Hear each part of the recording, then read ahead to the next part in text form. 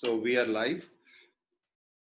Good evening from Hyderabad, India, and welcome to all the esteemed faculty members and the elite athletes who have joined us in our wonderful live webinar. I'm Dr. Nitin. I practice as a sports surgeon in Hyderabad in India. And we have a wonderful faculty who have all agreed to enlighten us on our sports medicine webinar today. I want to introduce our faculty to you. Obviously, to start with, PV Sindhu, nobody needs an introduction, one of the elite badminton player who has popularized the sports in India, and a lot of girls in India are really motivated to take up badminton, even men. So badminton has been a very popular sport over the last few years, thanks to PV Sindhu. Welcome.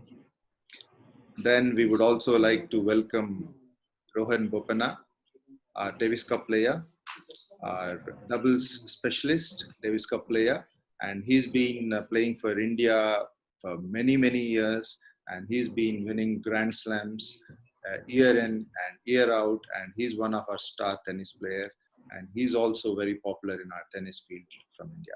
Both these athletes are very, very fitness conscious. They follow nutrition, fitness very, very religiously, and we know that they're successful because of that. It'll be good to hear their views on this. Then we have other faculty members. Alexis Lawson, she's joining us from USA. She's in California. She's a highly qualified sports performance coach, and mainly injury prevention is her specialty. And she has extensive knowledge in biomechanics. She's presently the director of performance at the factory training in California. What sets her apart, I think, is she's a very holistic, she takes a holistic approach in optimizing the athletic performance, including nutrition, biomechanics, physiotherapy, everything taken into consideration. She works with a lot of elite athletes in USA, and we are really thankful for Alexis to join us. Thank you, Alexis. And then we have Swati Batwal, who is our sports nutritionist. And Swati is an internationally qualified sports nutritionist. She's from Australia. She used to practice in Gold Coast before moving to India. And now she's practicing here in India. She trains a lot of celebrities and athletes in India here. Welcome, Swati. Thanks for joining. Having me, Nitin. Then next, we also have with us Peter Waxman, who is the physiotherapist. So Peter is the head of medical services at Lord's Cricket Ground. He works with a lot of international cricketers, and he's a specialist in his own work. He trains a lot of elite athletes in England. Welcome, Peter. Thanks for joining us. He's a wonderful teacher as well. He's been to Hyderabad in one of our courses, which we organized, traveled all the way to Hyderabad to train a few physiotherapists here. And it's my pleasure to welcome here to this conference. And then we have Chandan Preet joining from Canada. Sports psychology is something which is a little, still needs to pick up in India. And hence I'm very grateful for Chandan Preet to join us. It's a very important specialty. I think it plays a very big role in motivating our players. So she'll be sharing her views as well. And then we have, has Martin joined? We're waiting for Sangwesa Martin to join. I think he'll be joining in a minute. When he joins, I will be introducing Martin as well. So to start with, we are going to start with the most important and most looked after talk. That's the first talk by Swati Batwal. She's going to enlighten us on nutrition, mainly concentrating on protein, carbohydrates, myths, and all. And that's going to be Swati Batwal. So let me just see if I have, yeah. You can share your screen, Swati. Yep. So can you see my screen now? Yes, it's visible. You can tell. Excellent. So thank you, everybody. Thank you, Dr. Nitin, for having me over and in front of your audience as well. And to the amazing faculty, I'm sure we will be learning a lot from each other today. And thank you. So before, when we talk about nutrition and sports, and protein always revolves. There is no nutrition talk which doesn't talk about protein. So I think it's a very important nutrient to talk about. There are a lot of myths around proteins as well. So to begin with, what basically I do is I assist athletes to eat well and train, because athletes don't diet and exercise. So that sets an athlete apart from rest of the recreational sports, because a lot of athletes, they hear about, specific diets like high protein diet, low fat diet, and those kind of things. But it's all about fueling the athletes in the right way. So there was something big which came into the world, which was after like Game Changers. So everyone talked about vegan diet. And I am going to shed some light about veganism as well. And before I start that, let's talk about some proteins. So why do we need proteins? There are different kind of, proteins have different purpose. We have structural protein, which helps in the muscle, which helps in muscles. We have got proteins which also we need proteins for our, enzymes as well. So proteins, it's just not about muscles. It's about a lot of functions, what they do in our body. So when you talk about protein intake, it's big that they end up consuming a lot more proteins than they actually need in their diet, and actually they don't need that much of protein. So when you're looking at a sedentary man and woman who is not exercising, they would need about 0.8 grams to 1 gram of protein per kilogram of body weight. An elite male endurance athlete needs about 1.6 grams per kilograms of protein per day. Moderate intensity endurance athlete needs about 1.2 grams, whereas recreational endurance athlete needs about 0.8 to 1 grams per kilograms per day. If you are into any power sports or football, you need about 1.4 to 1.7 grams per kilograms of body weight per day. And resistance athlete in the initial stages, they need about 1.5 to 1.7 grams per kg per day. Resistant athletes in a steady state needs about 1 to 1.2. So if you're looking at resistance athlete, which was during the lockdown or COVID, during this time, they would have needed about 1 to 1.2 grams per kg of body weight. If they consume more than about 1.7, it was not going to be much beneficial to them. So what is the most important thing when it comes to protein is the ideal distribution of protein throughout the day. It's just not the quantity of protein. It's about the way protein is distributed throughout the day. So if you look at a typical Indian diet, we have got a very poor distribution. So people start with, a cup of poha, which is like a puff of flaked rice.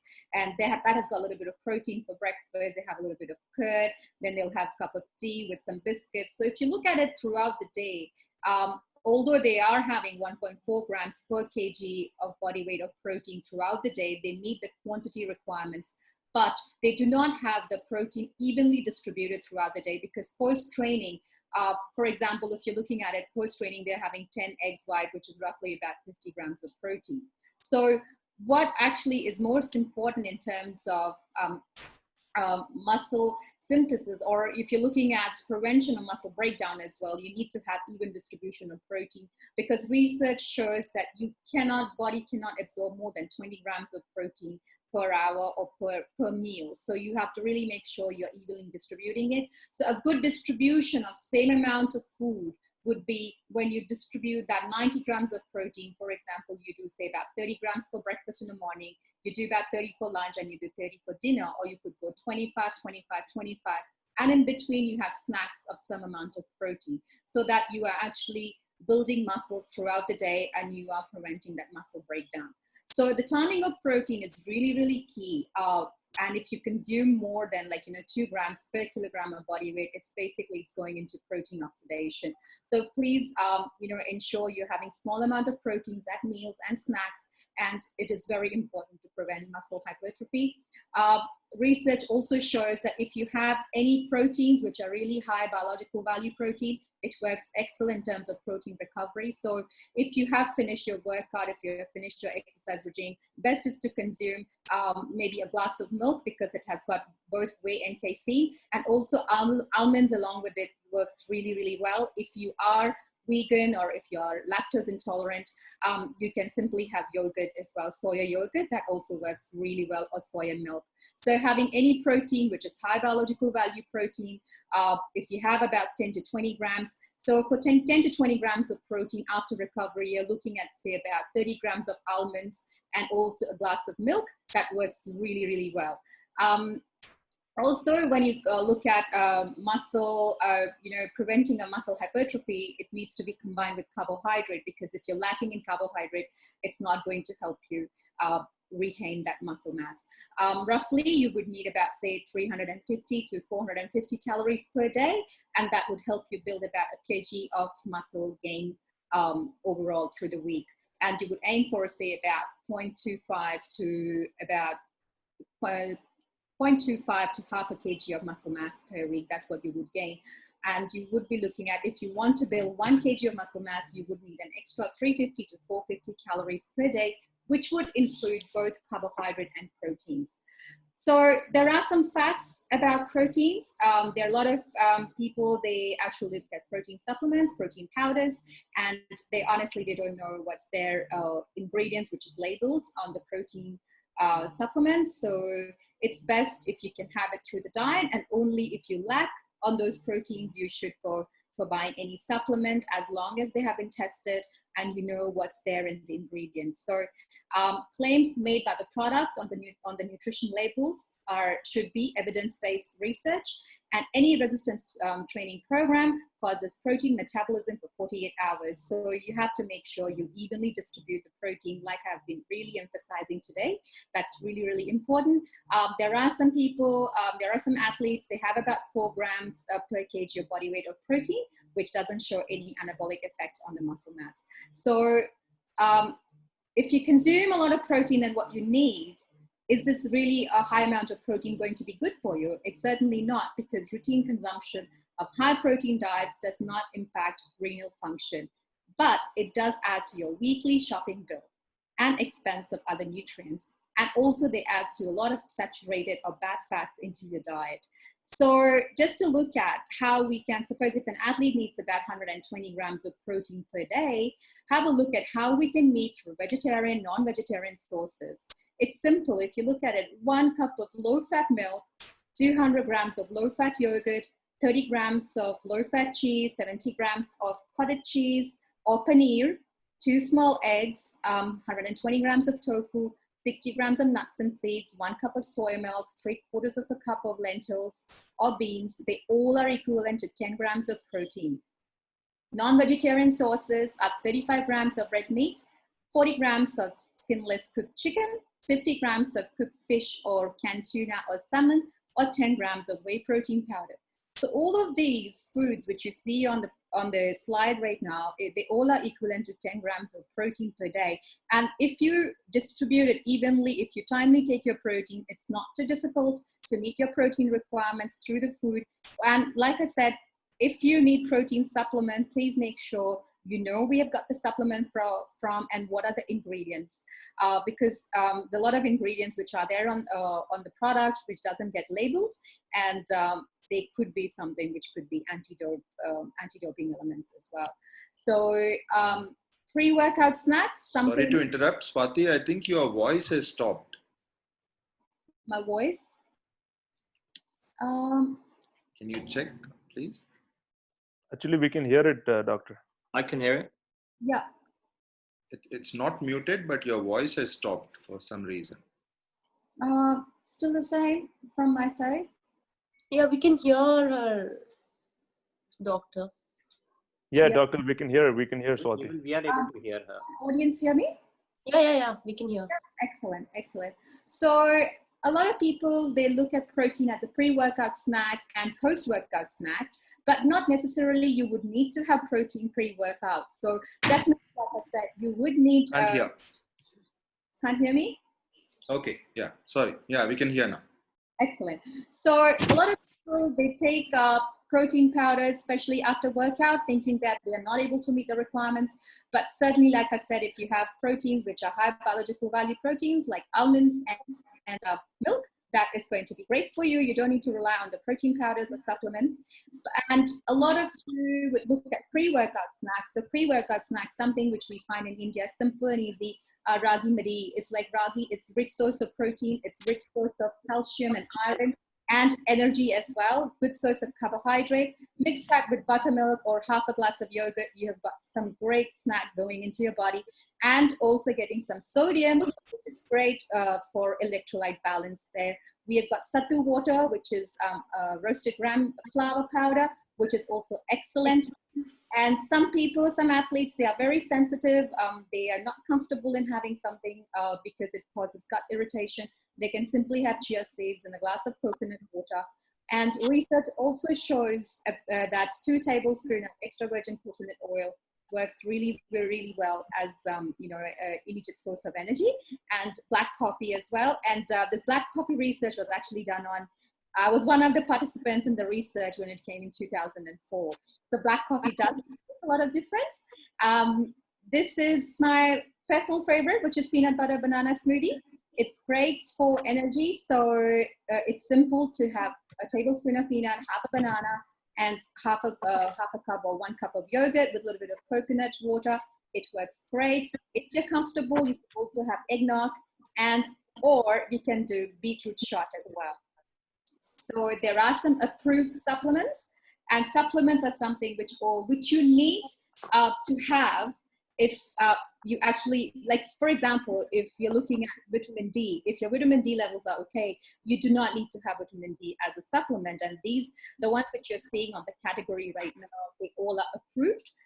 They're approved by AIS, Australian Institute of Sports. They're also approved by WADA, which is World Anti-Doping Association. So sports drinks, liquid meal supplements, sports drugs, sports bar, caffeine. So research shows that about 150 milligrams of caffeine is effective. Above 150 milligrams, they haven't shown any effectiveness in aerobic exercise.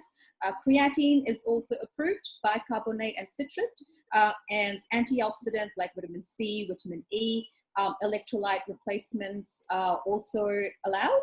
Multivitamins, any mineral supplements, iron supplements, especially for women and younger athletes, you would look at iron supplements, and calcium and vitamin D and any probiotics. So these are some of the approved supplements which are there.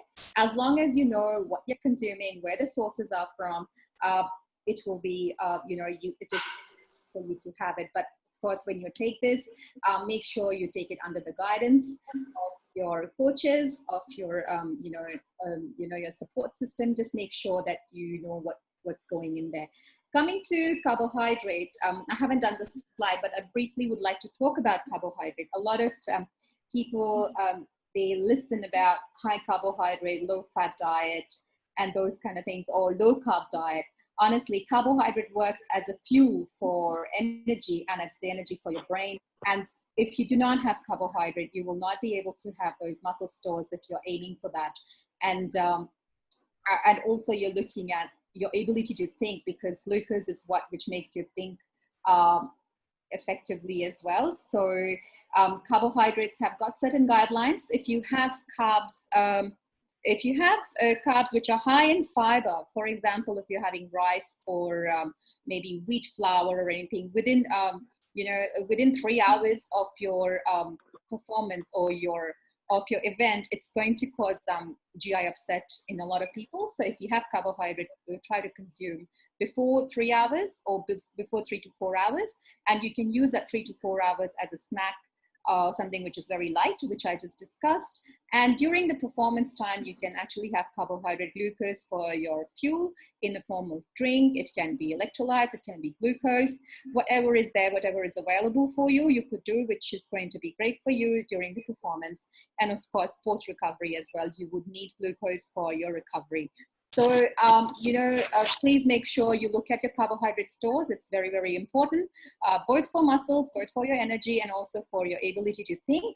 And hydration plays a key role in as a nutrition. I would say that people, they ignore, they just focus on proteins and carbohydrates, but you have to see that you're completely hydrated, because 1% of dehydration can affect the performance. And if it is more than 2%, or about even 2% of performance dehydration, that can interfere, with the GI upset as well. And if you are consuming any drinks, any energy drinks, try to make sure your carbohydrate is less than 10%. Over 10% can cause GI upset. So make it about, say, 4% to 8% is what you're looking at as a carbohydrate for instant source of energy. So these are the things which I would like to cover, because I see there are a lot of other speakers as well today.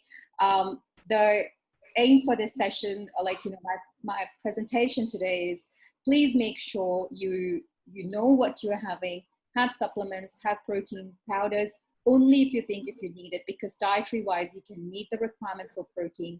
And, make sure you're not going into any drastic diet, like a low carbohydrate diet, because you need it for your, for your energy sources. And also it acts as a fuel for your brain at the same time. And, feel free to ask me questions. Thank you. Wonderful. Thank you very much, Swati, for that presentation. I think we'll take questions after after all the talks, so that it makes it easier. We'll finish all the talks first. Thank you very much for that wonderful talk.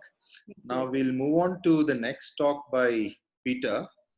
And Peter will be talking to us mainly on how to get back to sport again from fitness perspective after the Corona episode.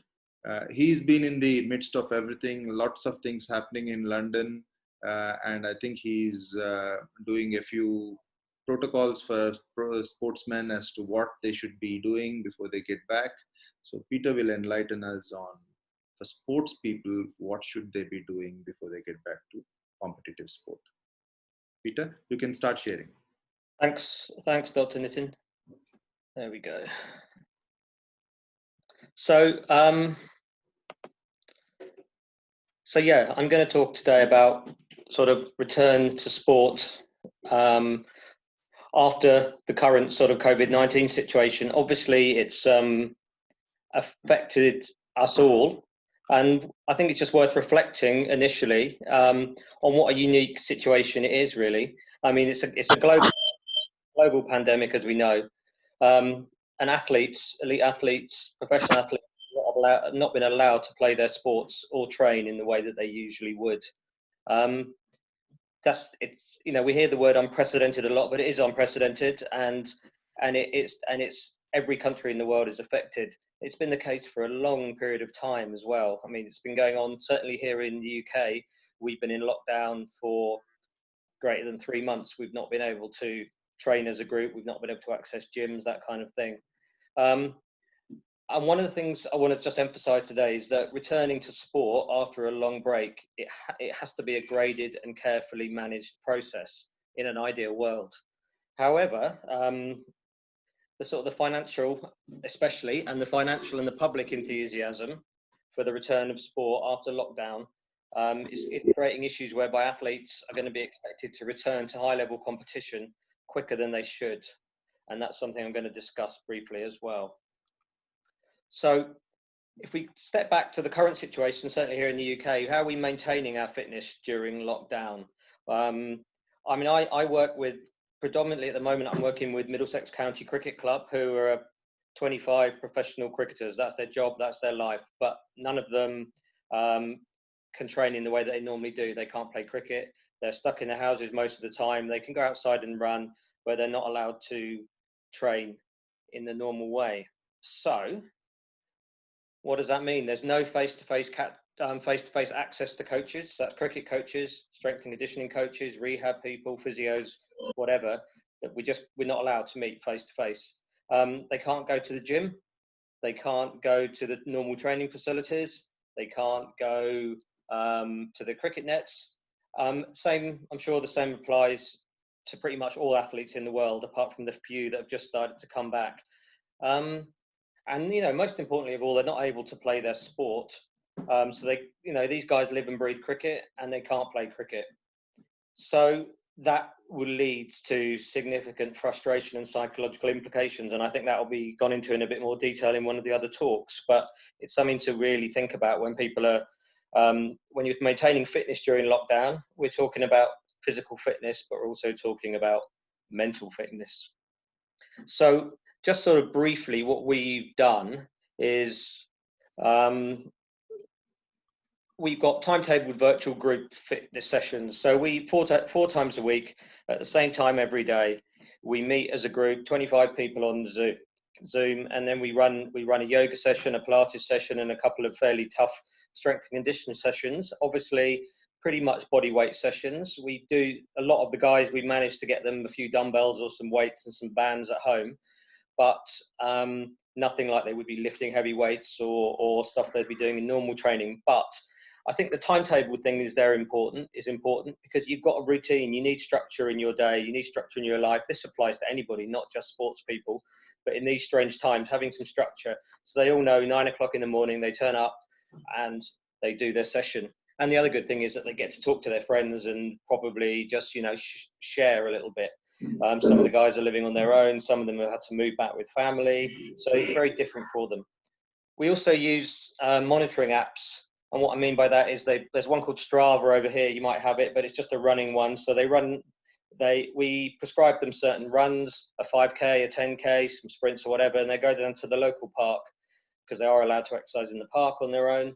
And then we'll know exactly what they've done, and we'll know how fast they've run. But I think more importantly, everyone else knows what they've done, and it just inspires them all to do it. So I think if you've got a group of people with a team, like in cricket, having these ways of them able to being able to record their results is really important.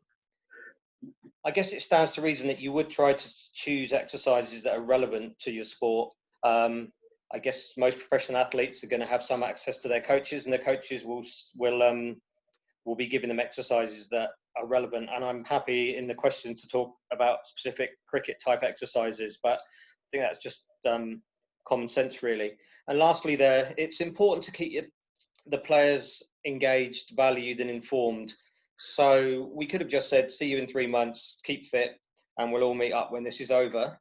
But it's been really, really eye-opening for me that how much the players have appreciated being kept aware of what's going on, and the situation with sport, the situation with the virus. We have a check-in with our doctor once a week. He talks to the whole team.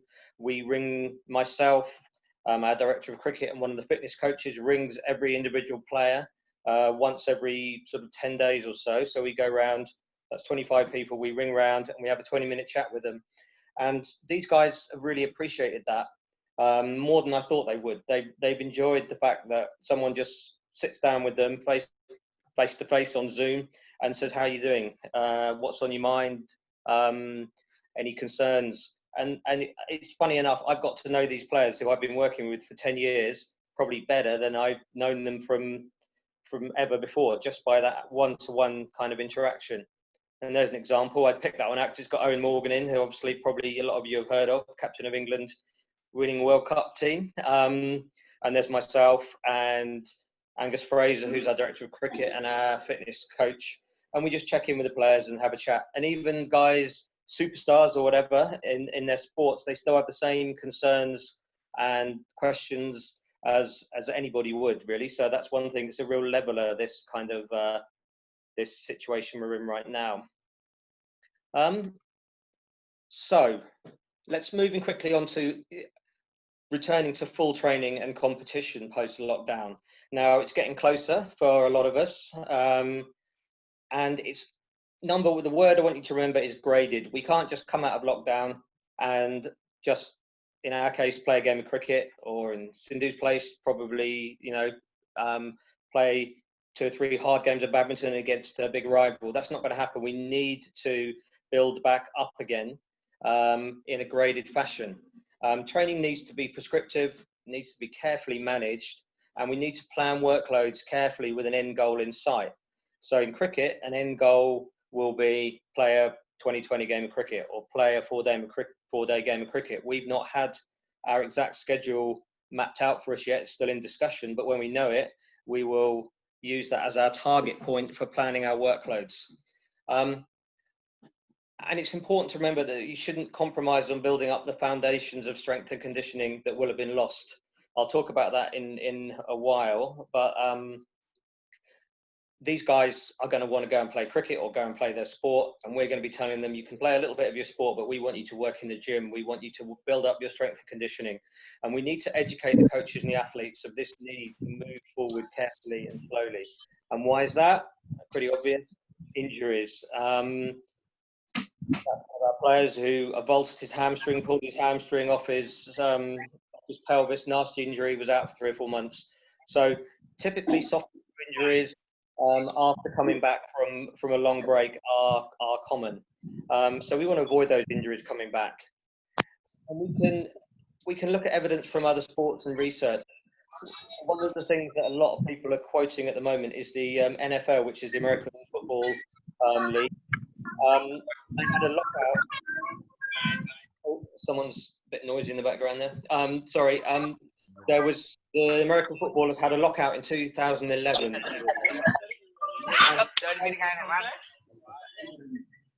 Sorry, people might mute. NFL lockout in 2011. 136 days.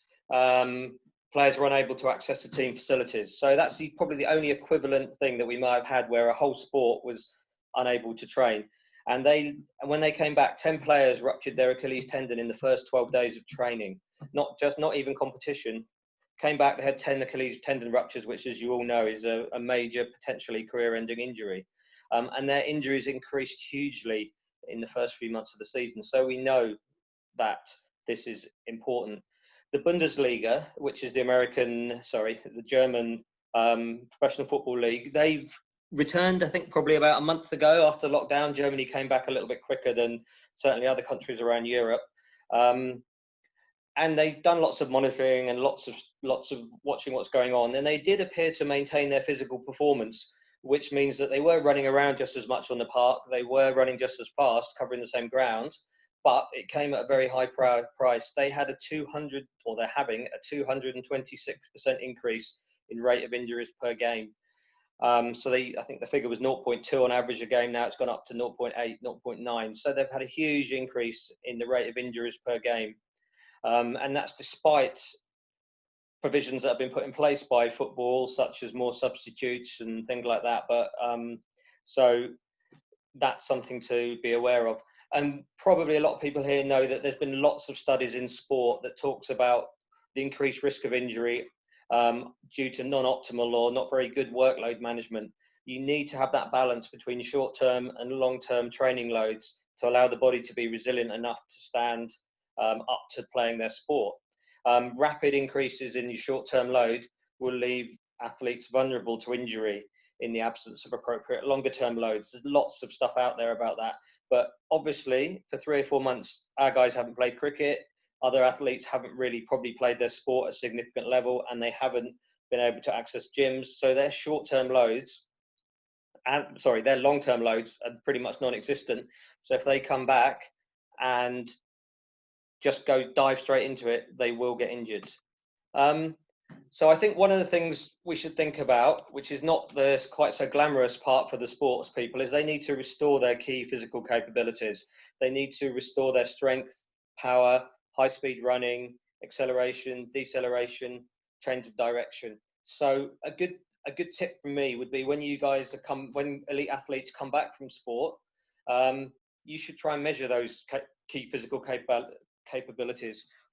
Most professional sports people, I would imagine, have some kind of physical fitness testing, physical fitness markers that they use. We certainly we do an endurance running test, some change of direction tests, some sprint tests, some counter movement jump tests, and some basic strength and sort of capacity tests. So we know what these guys are like when they're fit. So they're going to come back in hopefully a couple of weeks, and we're going to measure those things and find out where they are, certainly in terms of their physical key capabilities. And I suspect they are going to be lower than they were before. So this as I said, this conditioning and strength work is probably not the most exciting thing for the sports people who are suddenly going to have a cricket ball in their hand or a badminton racket in their hand or a football at their feet. So, but this conditioning and strength work needs to be undertaken probably at the expense of the skills practice. And this might require difficult conversations with coaches and players. So they're all going to turn up and we're going to say to the coaches or the players, right, you can have half an hour of cricket practice, but we want you to spend an hour in the gym and do a half an hour running session, and we want you to build that up slowly. So it's just something to be aware of. It might take some persuasion for coaches and players. But equally, they need to have a graded increase in their sport-specific workload. It's very common in cricket that fast bowlers are the people that get injured, and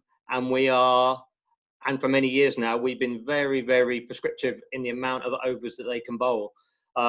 So they come into a training session and we look at how much they bowled in the previous week or two, and we say, right, today you've got 6 overs, or today you've got 2 spells of 4 overs. And then we base that on what they've done in the past, and we base that on what they're targeting. If they're targeting they're only a 20-20 player, they probably don't have to bowl as many overs. They're playing a 4-day or a test match, then they are going to have to build up their workloads to 40, 50 overs a week. But we need to have an end point. And one of the difficulties that we're going to have in cricket, and they're going to have in all sports, is that we've worked out we probably need 7-8 weeks to get these players back up to in a decent condition to play their sport without a high risk of injury. And it looks like we're going to be given 4 weeks. So we're not going to have the time. The huge pressures I mentioned earlier from financial TV rights, from even just naturally the will of the public wanting to see sport again, is going to make these transitions from lockdown into playing competitively shorter than ideal. So it's something that we've got to be prepared for and attempt to work around as best we can. I just mentioned there that you can look at measures of internal load. Now, internal load is how hard somebody feels something is. So I could run a marathon and I would be absolutely shattered at the end of it, probably not be able to walk for 2 weeks. Somebody else could run a marathon and they'd be fine. I could run 100 meters, I'd probably be okay, but somebody else might run 100 meters and that's all they can do. So we've both done the same amount of activity, but one of us will have found it a lot harder than the other. And there are ways of measuring that. So heart rate variability is the probably gold standard, just a way of seeing people's effort involved to complete a task. So we can get them to run, maybe even just have a session, a bowling net, look at their heart rate variability scores, which is different than heart rate, and that will tell us how hard they're finding it. RPE is just perceived exertion rate, perceived exertion. So that's basically somebody telling you out of 10 how tired they feel at the end of something, which is great if they're honest. But that's another thing to think about. The same amount of activity might be a lot harder for them after they've been in lockdown. One of the things that probably I and even the teams themselves won't have a great deal of control over is avoiding congested match schedules after lockdown. There's a great desire to cram in the rest of the season in some sports, or to get the season started quickly. So there's a potential to have a lot of matches close together, and it's the opposite of what we need. We need probably less matches further apart. But it's something that we can have to be aware of. And perhaps certainly in team sports, one of the things that we'll be doing is rotating players. So we might have our best bowler, but he's not going to be able to play in the first 5 matches. He might play in 2 or 3 of them, and we'll rotate those bowlers. One of the things that's happening in England is there's going to be some cricket, hopefully, in a couple of weeks with the England team against the West Indies, who have flown over. England have got a squad of about 30 or 40 players, which is much bigger than they would normally have. And the reason for that is they're expecting injuries, and they're going to be rotating players to hopefully mitigate as many injuries as potentially they could get. So yeah, that's just some thoughts. A lot of it's common sense, but it's some quite interesting things to think about when you are talking about athletes coming back. But it may apply to amateurs or just people who enjoy fitness. If you spent 3 months in your home just doing press-ups and sit-ups, you shouldn't necessarily go to the gym and have a 2-hour workout with heavy weights. It's kind of common sense, but it's even more important in cricket in sport, professional sport, where these players are our assets and we do not want them to get injured. And just to finish, I wanted to talk briefly about, since we're talking about COVID-19, there's been a few studies have come out about what athletes should actually do, or what we should think about if they've actually had the COVID-19 infection. So if an athlete has had a positive COVID-19 test or is exhibiting symptoms highly suggestive of COVID-19, the advice is refrain from exercise, any exercise, until you've been symptom-free for 7 days. So if one of your players has either had a test and been shown they've definitely had it or got it, or they've been shown that not everyone can access tests, but it's highly suggestive that they do have it, they should wait until their symptoms stop, they feel fine, and then not exercise for a further 7 days. So that's going to be a frustration for some people, but that's the rules that the great and the good of medicine are suggesting to us. And interestingly, 1 in 5 of those who required hospital admission, so have had more serious cases of COVID-19, they've shown evidence of some heart damage. So if you've got a player or an athlete that has had a really nasty bout of it, maybe they've ended up in hospital, maybe even in intensive care or whatever, you should consider blood tests, ECG, echocardiograms, blood tests to look at heart function and heart damage, because unfortunately, if we find an athlete that's got damage to the heart, we're going to have some difficult conversations about how they move forward involving cardiologists and the athlete. It is, however, it's been shown much less likely that those with mild symptoms, just cold and flu-like symptoms who have had COVID-19 will suffer any heart issues. So don't get too concerned about that, but it's something to be aware of. And certainly either athletes who have had COVID-19 or even athletes, because we're all, it's still out there, isn't it, the virus? So even athletes, any athletes really, who start reporting symptoms of chest pain, increased breathlessness and palpitations, make sure that they are reporting that to the coaches and to the medical staff, because it's very important in light of the possible damage that the COVID may cause to their heart. And also those sort of symptoms anyway, I imagine most people probably would report due to their seriousness. So that's about it for me. I will hope that soon we're going to see pictures like this, which is actually sportsmen walking out onto the field of play in front of packed houses. It's still a little way to go yet. Certainly most sports are going to be played behind closed doors for a while, but at least they're going to be played. And we look forward to the return of normality as soon as possible. Thank you very much. Brilliant. Thank you, Peter. Thank you for that. It was an extensive talk. We'll have a lot of questions for you at the end of it. We'll move on to the next talk. The next one is by Chandan Preet. Well, very important, how to bounce back from worrying to winning. So she's going to talk from the psychologist perspective. Go ahead, Dr. Chandan, you can share your screen. Perfect. Thank you so much.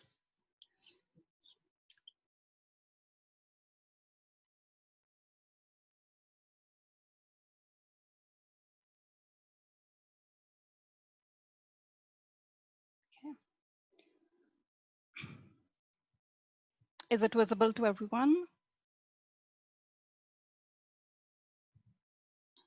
Yes, it's visible. Go ahead, Dr. Chandan. All right, perfect. So good evening, everyone. It really is a pleasure to be part of today's webinar. I'll be covering various pieces on mental health of professional athletes, and I plan to discuss some strategies that athletes can adopt to protect and preserve their mental health during this global pandemic. So from the time when pandemic first hit us to now, things have certainly changed. But as we are shifting to this place of thinking about reintegration and return to sport, it is important to discuss how anxiety related to pandemic has affected us thus far. So before I begin to talk about various factors that are still contributing to anxiety among professional athletes, I want you to take a moment and self-reflect if changes caused due to COVID-19 has made you personally anxious, worried, or stressed in the recent past. Um, one such factor known to elicit anxiety is the uncertainty associated with COVID-19 as to what is coming next, how long it's going to last, what would sport look like now, and so on. Because the situation is rapidly evolving, it is natural to constantly, look for updates and seek answers for the unknown. However, spending a lot of time in reading news and scrolling through social media for updates can in turn trigger more anxiety. Therefore, it is important to know that it's okay to disconnect from the overwhelming amount of information that is available. Taking some time during the day to turn your TV off and put down your phone in order to mentally and emotionally recover from stress of this pandemic is extremely essential. Um, the second piece that I wish to touch is the disruption, which even Peter mentioned, disruption in terms of regular routine and structure that professional athletes are facing during this pandemic. So for a lot of athletes whose lives generally revolve around this structure are certainly bound to experience lack of purpose, identity loss, aimlessness. So I feel recognizing that you may not have the same schedule you had prior to COVID and focusing on retaining parts of your previous schedules which were helpful to you could be useful during this time. This can include something as simple as recreating your routine with dedicated time for physical activities and recreational and leisure activities. Also solidifying your morning and evening routines, getting enough sleep, focusing on sleep discipline, deliberately incorporating other acts of self-care such as journaling, engaging in personal hobbies, eating nutritious food, which Swati covered so beautifully. All of this helps to partially reestablish feelings of control and comfort, I believe. With this being said, I do want to touch another related area that could be responsible for causing anxiety to many athletes.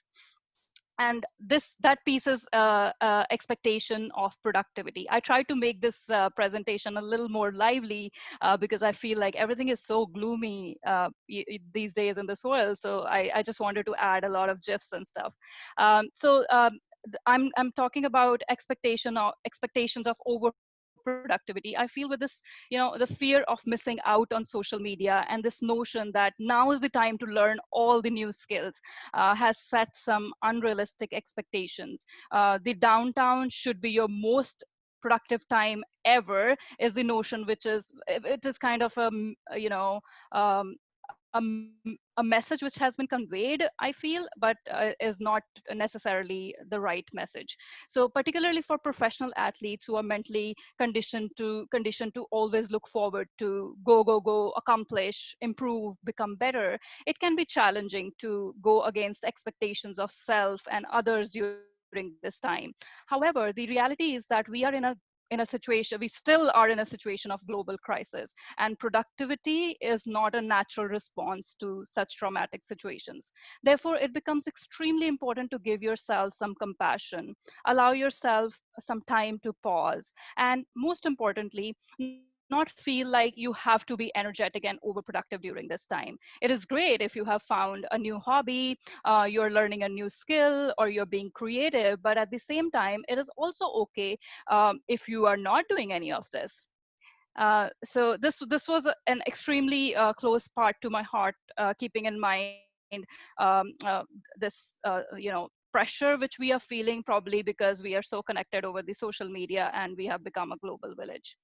Um, Another important aspect that I want to touch, which Peter has already touched quite a bit, is that this feeling of uncontrollability caused due to pandemic.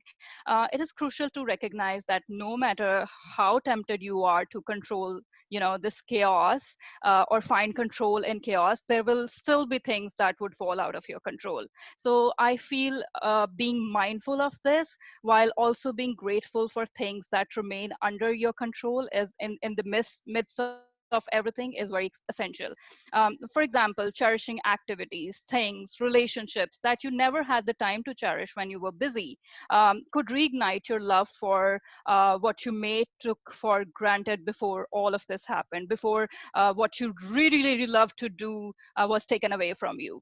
Um, And keeping in mind the the time frame, and being mindful about other listeners, the last thing I wish to talk about is that each one of us is certainly, we are in the same storm, but we are not necessarily in the same boat.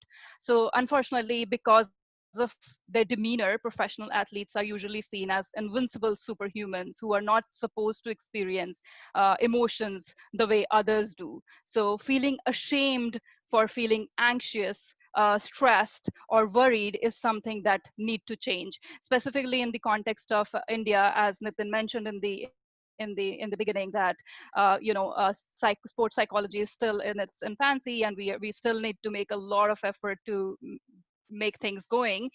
Professional athletes, it's important to understand that they also go through tough times. They struggle too, like all of us.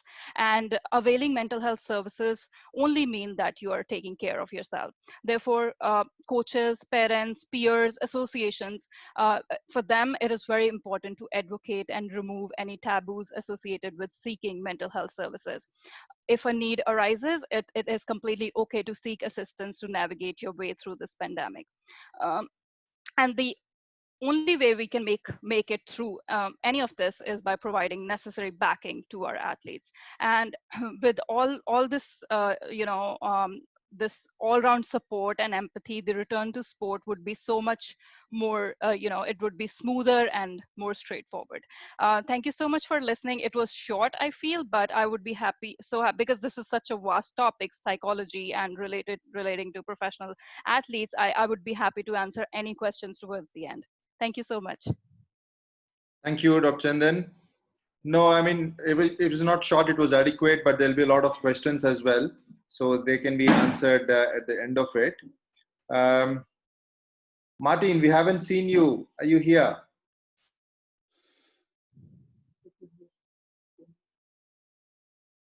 I'm just looking for Martin. I haven't seen him since the start. Let me just check.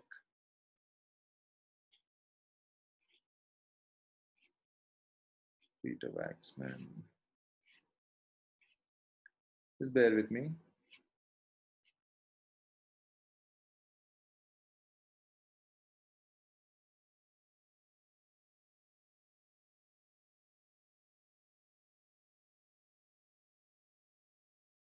I think Martin hasn't joined us yet. I'm going to call him in a minute, but we'll move on to Alexis's talk.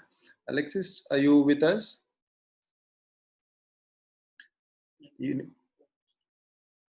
Can you unmute yourself?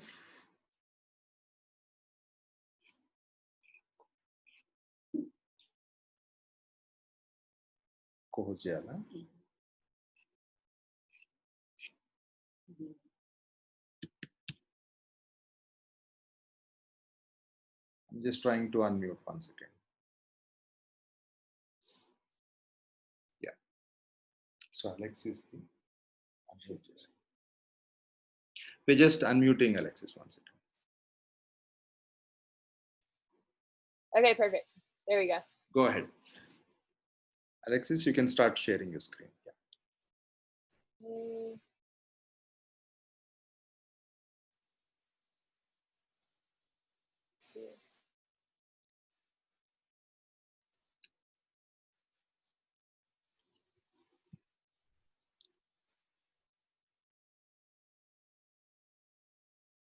Okay, are we good? Yes? Okay, perfect. Okay, so I'm Alexis Lawson, or I want to start by saying thank you so much for having me. I'm honored to be speaking with all of you experts from all over the world. I am Alexis Lawson. I'm a strength and conditioning coach, and I have expertise in corrective exercise and injury prevention. Today, I'm going to be discussing strength and conditioning challenges during COVID.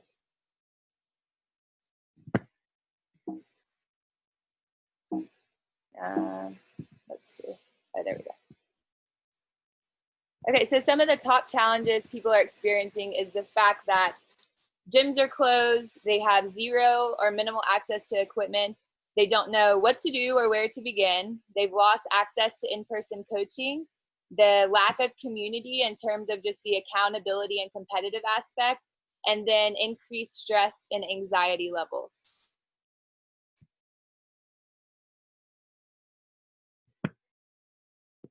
So, and then the increase in stress and anxiety levels, it's just due to things of like the unknown of the unprecedented times, lack of daily structure, which often leads to procrastination and poor time management.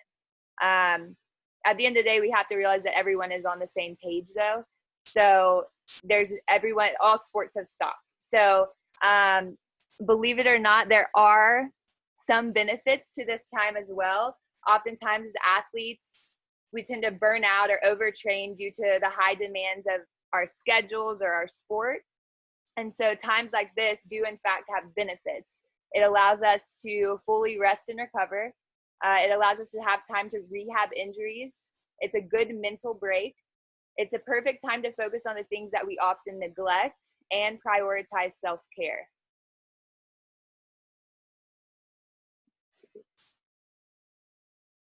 Most importantly, in terms of training, it's a perfect opportunity to revisit and master fundamental movement skills.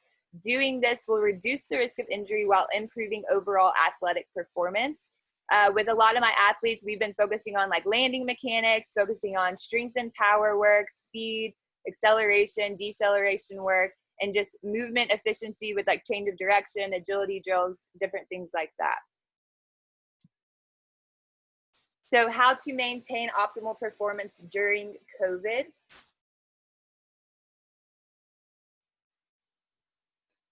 So we want to focus on the essentials. So what this means is focusing on what the athlete's body specifically needs. I'm big on an individualized approach, especially during these times. So the goal is to build resilience through injury prevention training. Like I said, I'm big on individualized training because everybody's needs are different. Everybody's body needs different things. What I've been doing with a lot of my athletes is we've been doing all virtual training. So what I've been doing is assessing them. We do an initial consult, I assess them, I'll develop corrective programs, and then develop their corrective programs, and then we'll focus on these three components as well. So when I say focus on the essentials, I'm talking about mobility, stability, and tempo variability. Mobility is going to focus on more on improving the range of motion and flexibility. And we want to focus on strengthening to lengthen. Oftentimes, we think that when muscles are extremely tight, it's because they're overactive or we train them too much. When truth of the matter is, when muscles are extremely tight, it's our body's way of like protecting ourselves. And it's because the muscles are actually weak. So oftentimes when we strengthen those muscles, it will help restore the range of motion. Stability is the next like crucial component. And this is focusing on more unilateral and multiplanar stability training. What I mean by multiplanar is we're focusing on stability training in the sagittal, frontal, and transverse planes of motion. And this is an integral component of injury prevention. The last thing is tempo variability. This is especially important for people that have zero to minimal access to equipment. I know most of us are very familiar with concentric training. It's probably the most commonly used form of training. However, there are numerous benefits to tempo variability, including eccentric and isometric training. So I'll go over tempo variability just to explain this a bit more. So eccentric training is more lengthening under load, and this is another form of time under tension, but it's also called negative training. So in terms of, say you were doing a squat, you're going to take 4 seconds to decel down into the bottom end range of your squat. So 4, 3, 2, 1, and then you're going to drive up quickly. Benefits of this type of training includes increasing strength. It increases neuromuscular control and coordination. It increases mobility and flexibility, faster muscle gains, and it lowers the risk of injury. The other form of training is isometric training. This is more static contraction under load. We do this with a lot of rehabbing athletes back from injuries. This is great for, the benefits of this are, it's more time under tension. It increases muscular endurance, which helps with maintaining strength. It improves joint stability. It increases neuromuscular control, decreases pain, and lowers risk of injury.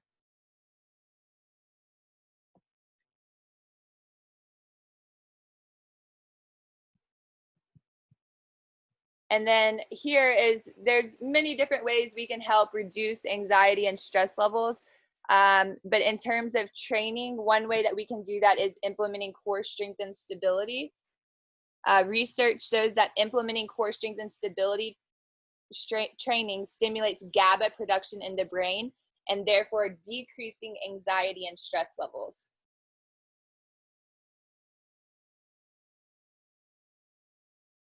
And at the end of the day, we have to control what we can control, stay ready so we don't have to get ready. And at the end of the day, it's all about finding what works for you and the things that you have access to, because like we said, it's different in every country, different in different cities. One thing that's been really huge for my athletes is a lot of virtual training. So if anyone is interested in doing more virtual training or having assessments or needs access to something like that, you can contact me below.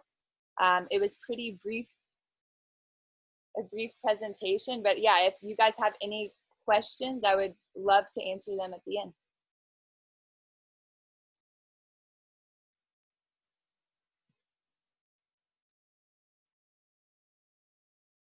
Oh, so let me see, stop share. There we go. Hi, Alexis. Yeah. No, sorry, I was just online with Martin, who is having trouble joining in onto Zoom. Yes, Alexis, thank you very much. So we'll wait for the question answer sessions. And then I'm just waiting for Martin to join. Martin, are you here?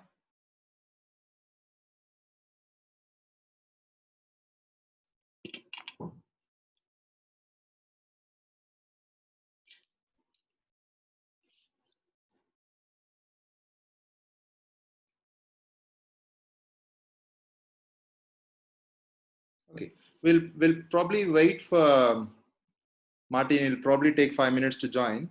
And now I think we'll move on to the question answer sessions. There'll be, after this talk, there will be a lot of question answer sessions, I am sure. We have already got, I can see a lot of questions here. So I'm going to, I think Pradeep has got a question for the dietitian. So we are just going to unmute Pradeep.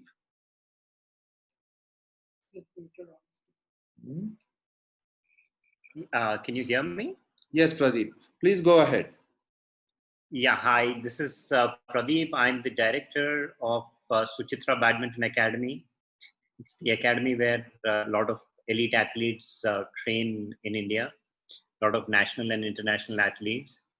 So my question is, recently we've experimented on a few of the elite athletes on going on a vegan diet.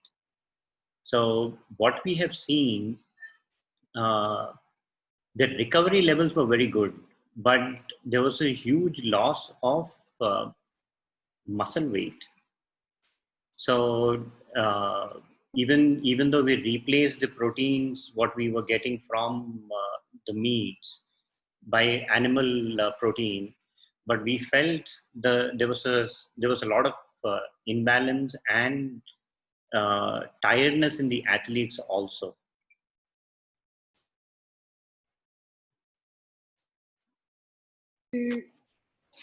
Okay, hi, thanks for that question. Thank you, Pradeep.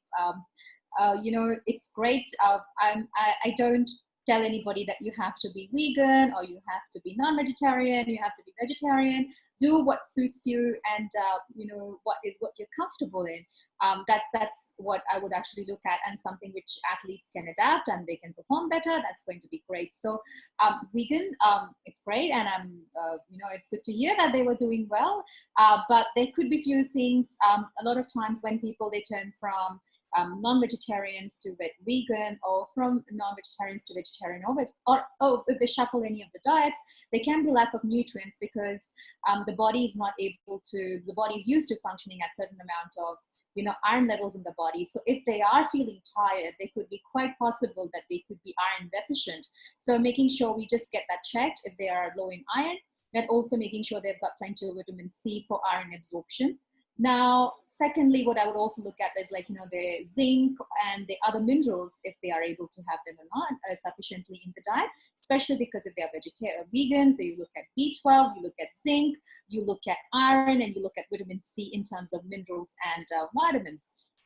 Now, like I said in my presentation, it's very important to have the right amount of protein. So, if you're giving them plant-based vegetarian protein powder, so like one scoop will give about, say, 25 grams to 30 grams, or if you're looking at, say, 25 grams of protein powder, will give about 25 grams of protein. So even if they meet the daily intake of protein, you need to make sure it's timely, evenly distributed throughout the day. If they're not able to distribute protein throughout the day, there could be strong possibility that they are lacking, they are low in energy, and also looking at the carbohydrate intake as well. So like I said, carbohydrate and protein, they both are very, very important. And carbohydrates, we have to make sure that they actually focus on that as well. If they are feeling low, or if they're feeling tired, it could be they could do peanut butter smoothie, they can do peanut butter shakes, because peanut butter has got a lot of iron, it's got a lot of vitamins as well.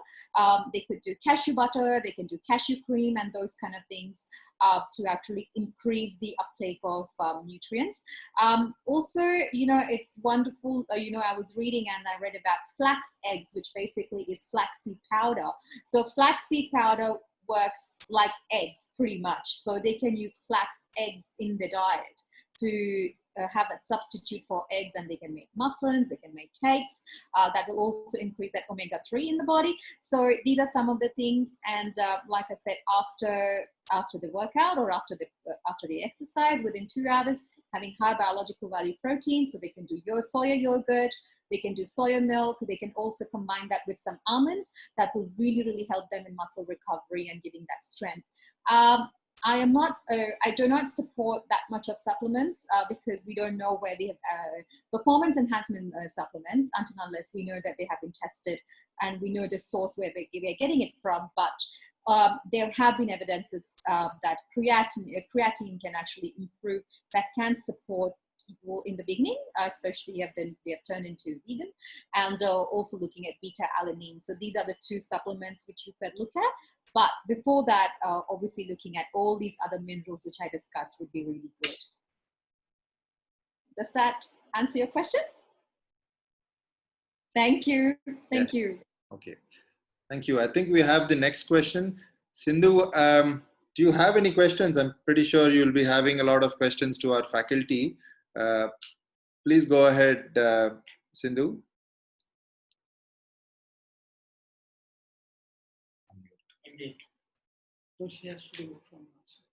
Yeah. Sindhu, we can't hear. Can you unmute yourself, please? You can hear me now? Yes, perfect. Yeah. Well, firstly, thank you so much. It's a great pleasure to, talk to you all. And yes, I think Miss Swati, I agree with her, what all she said.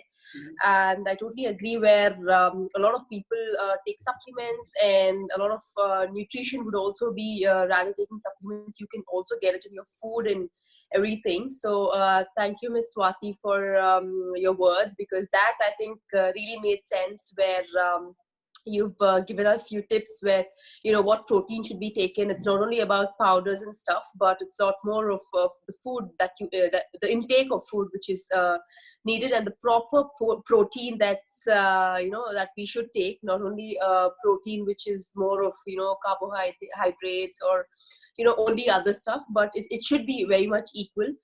Well, I think, thank you so much for your explanation about nutrition. Well, I think my question is to Miss Alexis. Can I ask her? I mean, Hello. Please go ahead. Yeah. Yeah. Hi, Alexis. Hi. I can't hear you. Can you unmute yourself, Alexis? Can you hear me? Yeah, I can hear you. Okay, there we go. Yeah. Well, hi. Talking about strength and conditioning, I think yes, it is very, very important for every individual, and I think every individual has a different style where a few people are, strong enough, or few people need, different kind of strength. But my question is like, what is the right age that do you think that the right age to start strengthening your body or to use weights? Or few people say that it's you shouldn't start your weight training, heavy weight training in some certain age, like when once you're 15 or 16. So what do you suggest, like according to you, which is the right age to start doing exercises, strengthen your body? Yeah, that's my question. I honestly, it depends on the individual. And to be completely honest, I mean, I've started strength training with kids that are 7 and 8 years old, and not necessarily lifting heavy.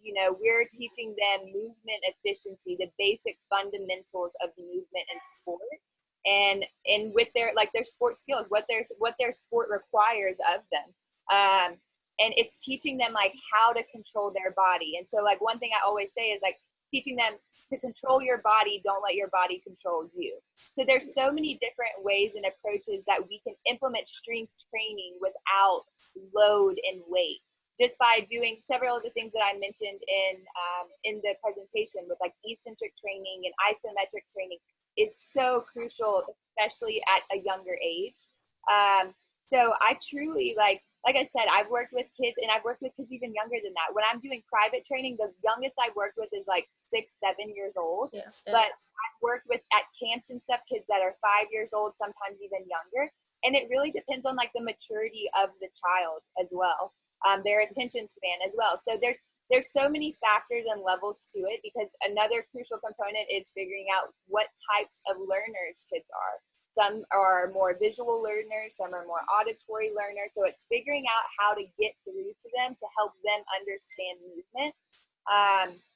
But there are so many benefits to implementing this stuff at a very young age. And what I'm starting to see is a lot of the kids I start working with, I've trained for years. And when they get into like adolescence, their athletic ability is like out of this world. Their strength levels compared to other people are just like, it's like second to none, So that's why I really focus on the individualized approach, because it's crucial. Like I said, every athlete is different. It's never too early. And sometimes like what I'll see with kids is they want to be like the big kids. Yes. They want to lift the weight. So what I do to help them feel like they're like the big kids is we have lighter weights, like so 2-pound dumbbells or 1-pound dumbbells, where I'll have them, like say if we're doing squats, we're doing iso squats, I'll have them just hold the little dumbbell in front of their chest, just as like feedback, like biofeedback. So they sit back, they hold the squat, and during that time, it's like they don't know what we're doing, but as coaches, we know like just the neuromuscular recruitment and everything that we're implementing and providing them with at that young of an age is just going to set them up for success when they get older. True.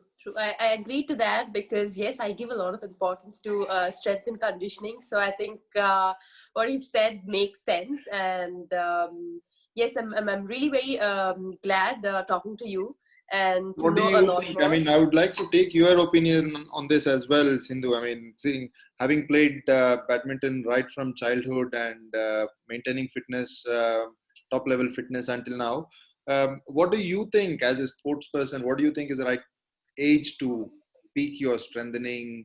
Well, yeah. Please go on. Yeah. Go ahead, your opinion. Yeah.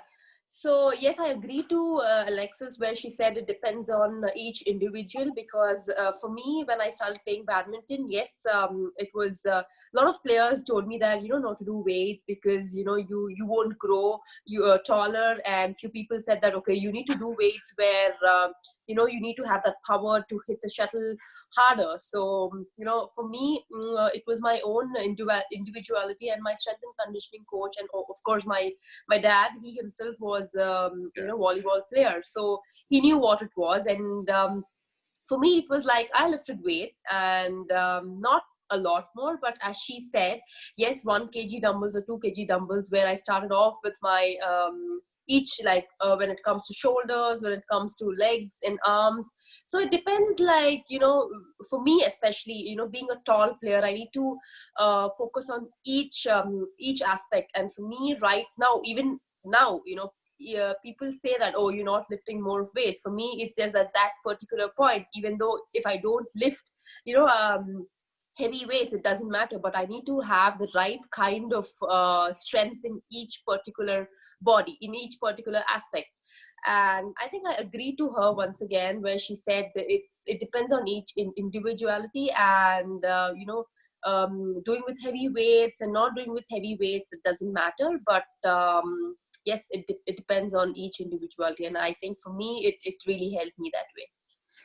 I agree totally. And from my perspective, if I can just say, I see a lot of kids, a lot of patients who come to me in their late teens with various injuries, and a lot of them are overuse injuries. Yes, and yes. really they have pushed their body beyond a certain limit when they were 12, 13 years because of pressure of performance. So rather than concentrating on the technique, if you have pushed your body beyond a limit, you are asking for overuse injuries by the time you are actually 16, 17, when you should concentrate on strengthening. So I personally think that yes, technique is more important first. Concentrate on strengthening, but don't push yourself too much in your growing age. Yes, yes. I think I have a small, sorry to interrupt, but yes, it is also very important to do the right thing at the right age, because, if once you're 20 and you want to lift weights, and if you're not able to, then I think that's too late is what I think, because you need to have the right kind of amount in the right age is what I feel. Yeah. Sure. And then I was going to reiterate on that as well, what you said, Dr. Nitin. So especially with younger athletes, something we commonly see is just overuse injuries. And it's because a lot of times they think that playing more of their sport is going to make them better, and they're neglecting these fundamental, like, learning the fundamentals of movement. So it's like, if you don't know how to move your body properly and efficiently, and you keep continuing these same movement patterns over time, it's inevitable you're going to have overuse injuries.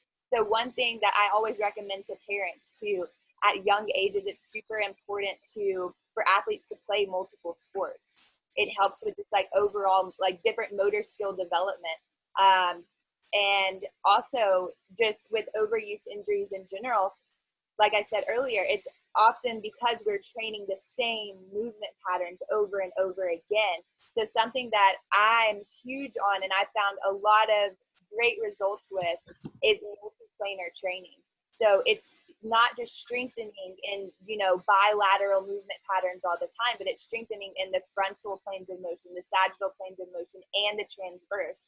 And what I always like to say is, when we strengthen in all of these different planes of motion, there's nothing that our body hasn't been exposed to.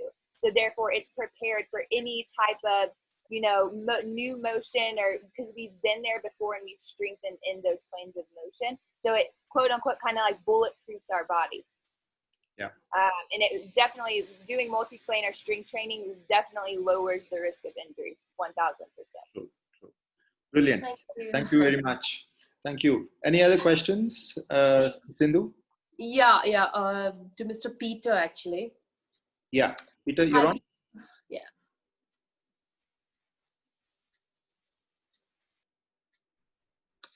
Hello? You can go ahead, Sindhu. Ask the question. Peter can. Yeah. Hi, Peter, and here's my question. Well, as you said that, yes, strength and conditioning is very important, when you get after this COVID, and, people want to immediately go back to training and, focus on the skill workout. But I think for me, especially as you said, it's very important to strengthen your body and condition your body and, make yourself fit. So my question is, like, in the sports persons, and we have a lot more of IT, the stiffness of IT, and that might lead to injury. So what do you think, according to you, we have to take care of that? Because that might go into the knees, and then with that pain you might not move properly. So Yeah, no, I agree. It is a common injury that I see, or a common, not so much injury, but a common a sort of affliction that athletes get. I think there's a couple of things. One is obviously just sort of treatment directly to the issue itself, which is, I'm sure you do this, but rolling your ITB with a foam roller, it's a pretty uncomfortable, unpleasant experience, but I think it needs to be done. Also understanding that the ITB is kind of intrinsically part of the glute muscles, so very important to be rolling and stretching your glute muscles as well, because if the glute is tight, then it's going to be pulling more on the ITB itself. If you have access to a therapist, there are other sort of manual techniques that you can use, such as acupuncture or soft tissue massage. But I think there's also looking at the reason it might be happening in the first place. I guess certainly with badminton, you're doing a lot of lunging, and there's a lot of change of direction stuff. So if you're haven't got that glute control and that core stability to control that movement as well as you could, that can put more strain on the sort of kinetic chain and on the ITB and on the glute. So really, it's like probably a lot of injuries, really. You need to be thinking of the injury itself, but also the causes of the injury and what you can do to prevent it happening. So so that would be my tips. Lots of rolling, lots of stretching of the glute and the ITB. Work on your one-legged stability and on your lunge control. And I suppose the only other thing to think about is, again, going back to what we talked a little bit about workload, if you have had 2 or 3 days of hard training and your ITB and your glute is a bit sore, you might just have to consider having a day of recovery. Recovery is vital for injury, as well as the preventative and the actual hands-on treatment that we talked about. So I think it's one of those things that is going to blight people, but I think there's certainly ways to prevent it happening, which hopefully I've covered to some extent there. Brilliant. Brilliant. Thanks, Peter. Thank you. Rohan has been very patiently, quietly listening. We are looking at his expression. He's trying to grasp everything as well, but I'm pretty sure he'll have a lot of questions. Rohan, can you unmute yourself, Rohan? If you have any questions, your opinion. You can unmute yourself. I was just waiting for you guys to unmute. Anyway, thank you so much for having me. It's so interesting with all the speakers today at the webinar, because each one is such a huge important role in a professional athlete, and I feel that is where I missed a lot in terms of during the season. Like Dr. Peter said, 3 months in England, everybody was out. Here in India also is pretty much the same thing. But I feel I'm 40 years old now. I'm still trying to play at the highest level. But I feel the sports science has changed over the years. And back in India, when I started, we didn't have great knowledge of what the right things to do, whether it was sports psychologist or a sports nutritionist, or even having a good physio. But today when I'm traveling, I have a personal physio who travels with me, but suddenly now I have no access for him because he's in another city, and I have really bad patella arthritis. So I've been for even doing my strength and conditioning, there were certain exercises which we're doing with the help of the physio. And so, I was in a place called Coorg, which is known for, actually, it's coffee. That's where we grow coffee in India, so south part of India. So I had no access to go to the gym or a physio, but I could not even do running in terms of exercise because it used to hurt my patella. So here I was completely stuck, and like understanding your mind, also trying to figure out what's happening, because you have no idea. As an athlete, you always have goals, what your next plan is. And tennis, you're constantly traveling, even though you lose, there's a next tournament next week, and I'm going. And suddenly now I was at home in my parents' house. I think that was been 25 years since I last time was there with them. And all I did was binge eat whatever there was possible. I know the nutritionist may not he'd like to hear it, but I ate enough and more red meat, because pork is a specialty in Coorg, and I just ate that because I'd not done it for 25 years. But now looking at it, thankfully, what kept me a lot focused was my wife is a psychologist, so I think indirectly I was getting counsel. But looking at what at these times, when you don't have access to a physio, and I have a very bad injury which I needed. I mean, I took some platelet-rich plasma injections, Dr. Nitin, earlier this year. And main goal was, okay, Olympics is coming this year. As an athlete, I had to prepare myself in a certain way. And my physio, my strength and condition coach, all of us were in sync. And here, as an athlete, suddenly 3 months, no access to them, it is very, very different. Yeah, so I felt a lot of challenges. I mean, personally, as a player, coming back, how to get back to, proper fitness. Even today, I'm in Bangalore. It is still difficult because, so my first question is to, Dr. Peter Waxman, that, since I don't have any physio access right now, I mean, ideally, what would you suggest? I mean, in terms of, especially when somebody travels with you for 3 years, he knows your body completely, how to go. And now, I don't have access. For the last 3 months, there's nothing has been there. It's very difficult. And I am feeling the most difficult in terms of what to really work on. How can I do a lot of strengthening, especially for my patella? If you are, I know Miss Alexis will say to strengthen my quads and thing, but right now everything is without access. How would you suggest that I can slowly start doing maybe? So Peter, specific to his patellofemoral arthritis, what would you suggest home remedies to get rid of his patellofemoral pain? Well, and my cartilage is completely worn out on both my knees to put it out there, so it's pretty bad here. Yeah, I mean, I think the first thing to say is if we have to kind of try and adapt to the current situation, and what a few of us have said today, and I'm sure you've explored this, is that a lot of things we're having to do virtually. And I think you made a good point about having a physiotherapist that knows you.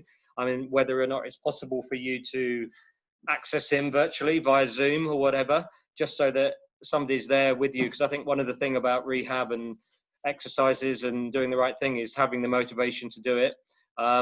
So if you can access the physio virtually, I think there's still a lot of things that can be done sort of online.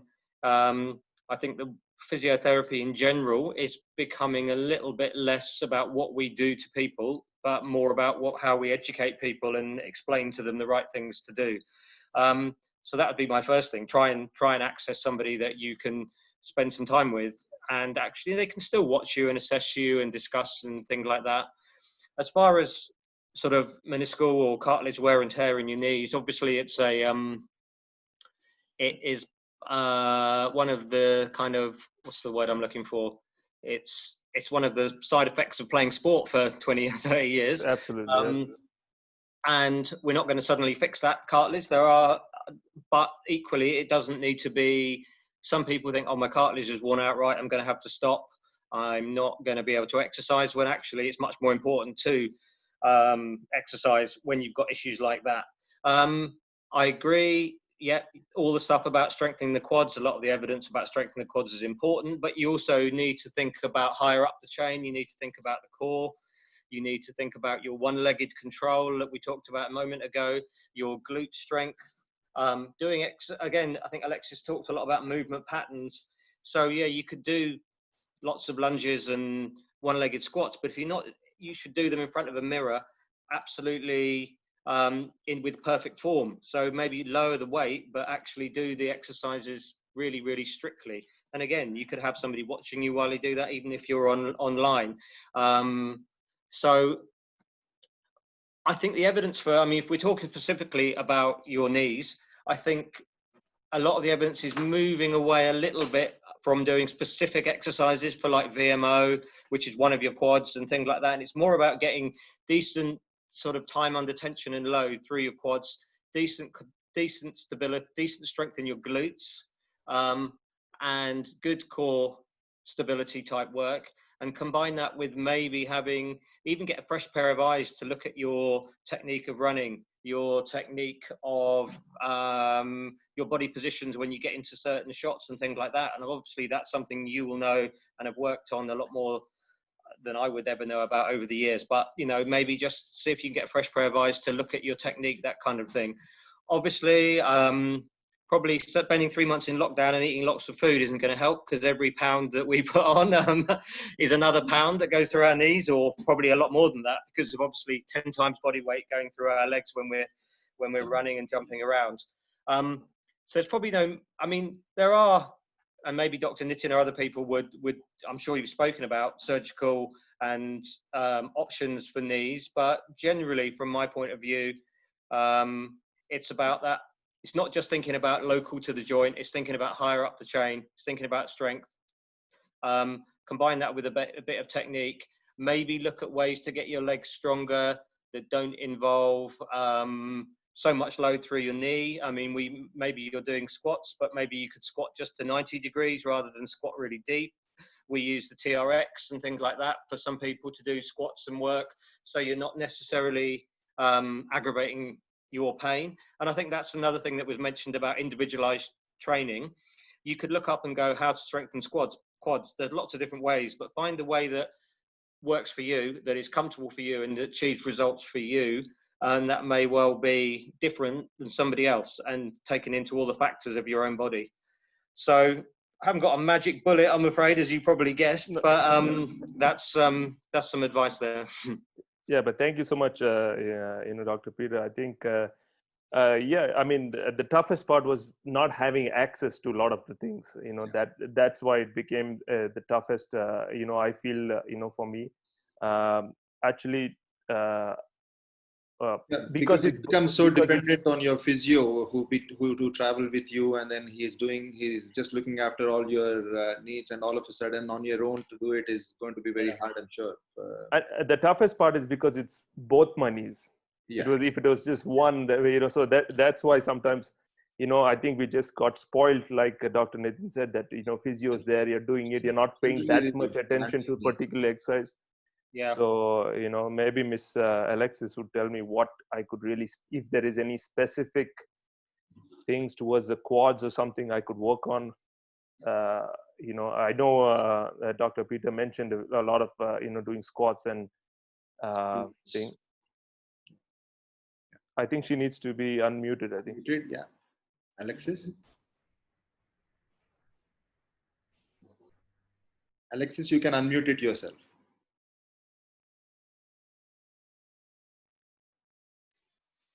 Okay, can you hear me? Are we good? Yeah. We can hear you. Yeah. So oftentimes I keep hearing you say strengthen the quads, and for what I see quite often is that the quads are often over dominant. So they are like naturally really strong. And so a lot of times what I will focus on with my athletes is like posterior chain work. So getting like hamstring and glute recruitment, because if all of our strength is on the quads, it's going to start to pull on the patella. It's going to cause pain in the knees and different things like that if we don't have a balance with the posterior chain as well. So what I would really focus on is doing a lot of, like Dr. Peter said, a lot of posterior chain work, glute recruitment, hamstring work as well, and then a lot of ISO. So what I do with all my, like, I would love to assess you to see exactly like what's going on from a biomechanical perspective, because there's so many different factors that it could be. And like Dr. Peter said, it's figuring out the root of the problem. It's not more often than not, it's not where the side of the pain is. It's coming from somewhere else. So what I do with a lot of my athletes is a joint by joint assessment, figuring out like where their dysfunctions are, where their dysfunctions are just in their bodies, when they're stationary, when they're moving, like when they're running, when they're jumping, all of the above, because these are all things that you're doing in your sport. So if we can pinpoint what is causing the issue, the root cause of the problem, and focus on, you know, really implementing good form on all of your exercises, make sure that you're feeling the exercises where you're supposed to be feeling it. Because that's another problem I see with working with a lot of athletes is they come to us to just tell them what to do. Just tell me what to do and I'm gonna do it, you know, but they're not thinking about, okay, what should I be feeling? What am I like? What is the focus of this exercise? The intention behind the exercise. So what I do is, like I said, I do a breakdown of assessment to see exactly what's going on with your body, and then I usually collaborate with a team of doctors. So when you said that earlier, the collaboration between your team, that's so crucial, and I feel that's often something that's lacking in the especially elite athletic world. Everyone seems to be on different pages and no one's communicating. So that's a crucial component, is making sure that everyone knows exactly what's going on and they're going to help you ultimately get out of pain and perform at your top level, you know. But yeah, after this, I would love to speak with you and maybe we could do like a virtual assessment and see what exactly is going on. And that way you have a better understanding of like things that you could possibly implement while you are in lockdown. Yeah, I could certainly facilitate that. Not an issue, Rohan. And maybe yeah, on Zoom we can find at least half the answers probably with an assessment, hopefully. Yeah, but yeah, that's right. I mean, Rohan and Sindhu. We've had evidence now from Spain that the Spanish football team, who is coming back to sport, in spite of following all the precautions, there's a 40% increase in their injury rate. It's not that they're not following the precautions. So we know that the injury is going to be high. When you go back again to sport, you must really take it easy. Take at least 2 weeks to make sure that you are not going back to the same level again to avoid injuries.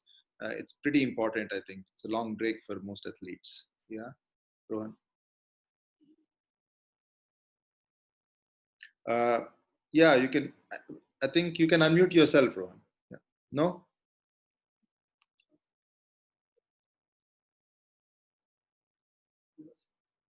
Rohan.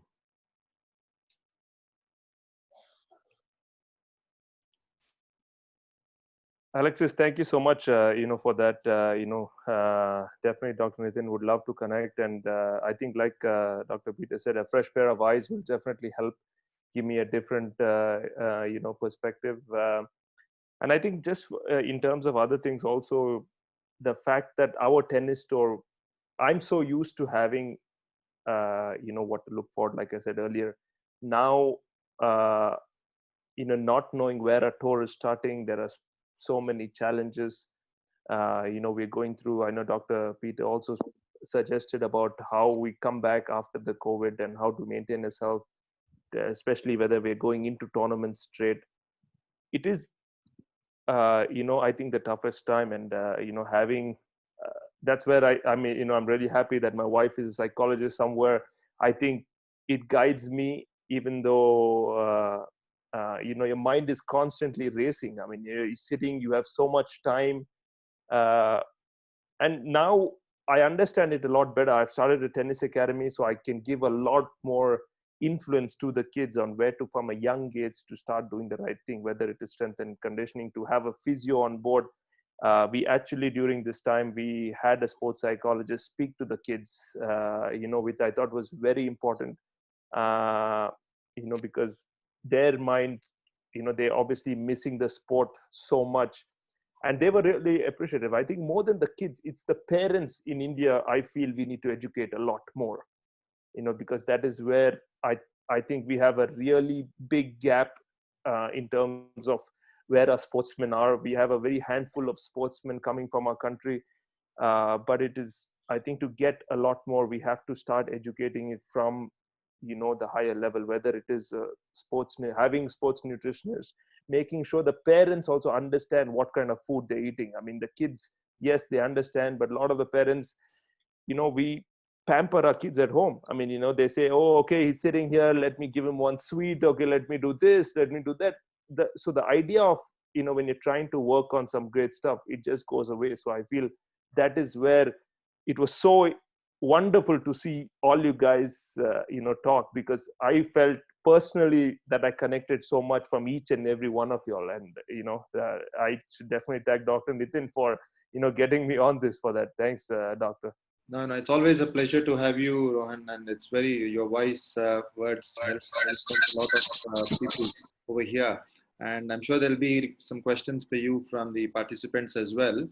And in the meanwhile, I think we have Sumedh who wants to ask a question. Sumedh, can you unmute yourself and go ahead, please? Hi. Hi, Doc. Can everyone hear me? Yeah, we can hear you. Go ahead. Yeah, I have a question for Peter. I think it's just in case. I mean, I'm a physio by background, and I can imagine like injury prevention being of a far important highlight in terms of as the sport starts. Speak a little louder, Sumedh. You're not very audible. Hello, can you hear me now? Is it clear? Much better. Yeah. So Peter, what I wanted to talk about, or basically ask you about, is injury prevention is going to be I think one of the most important highlights in terms of once the athletes start returning back to sports. Is there any specific change in just general screening pattern for these athletes that do you recommend now that the emphasis has to be a lot more scrutinized in terms of injury prevention?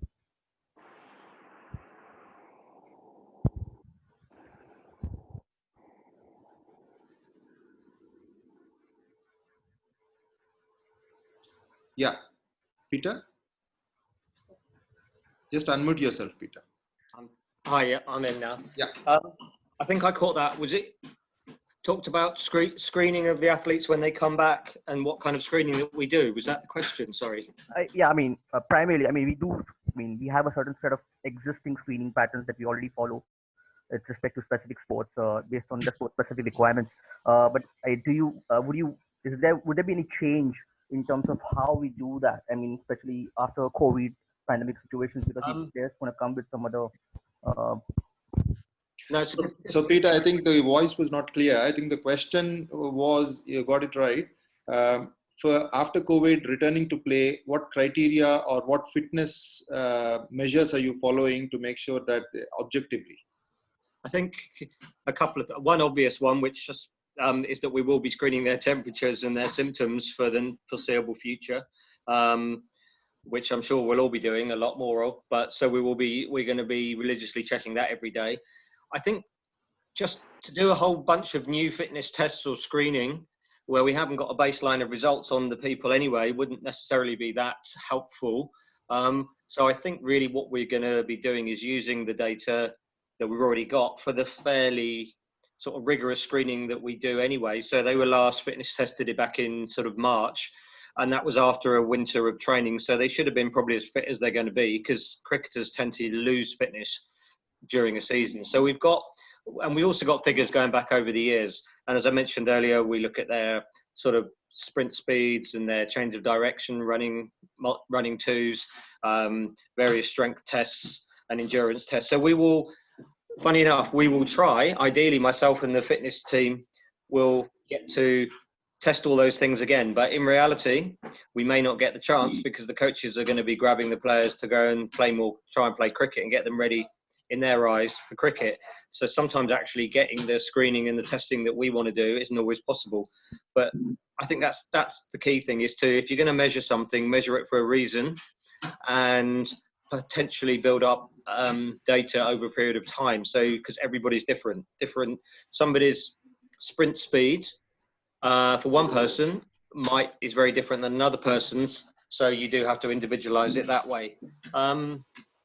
And the other thing I mentioned just was that heart rate variability, which is just basically looking at how hard a person's working, doing a task. So if they're doing a task and it's much harder for them. That can give us a good indication. We may even we also look at counter movement jumps, so that's just jumping up in the air from a force plate or a force mat, and we look at that as a measure of kind of recovery. And we also do a quick questionnaire just saying, how are you feeling out of 10, how did you sleep last night, that kind of thing. So it'll be a combination of all those things, but we are not in reality, in the short period we've got them to come back to play, it's not long enough, and we're not going to be able to do all the screening that in an ideal we could do, but we'll certainly try and get our time with them to get information as we can. Thank you, Peter. Thank you. I think we've been online for quite a long time. There are a lot of questions which are coming in, but unfortunately we can't answer all of them. But I would like to certainly introduce Martin, who has joined us very late. Let's get him online. He's our food specialist from Barcelona. Can you unmute yourself? Okay.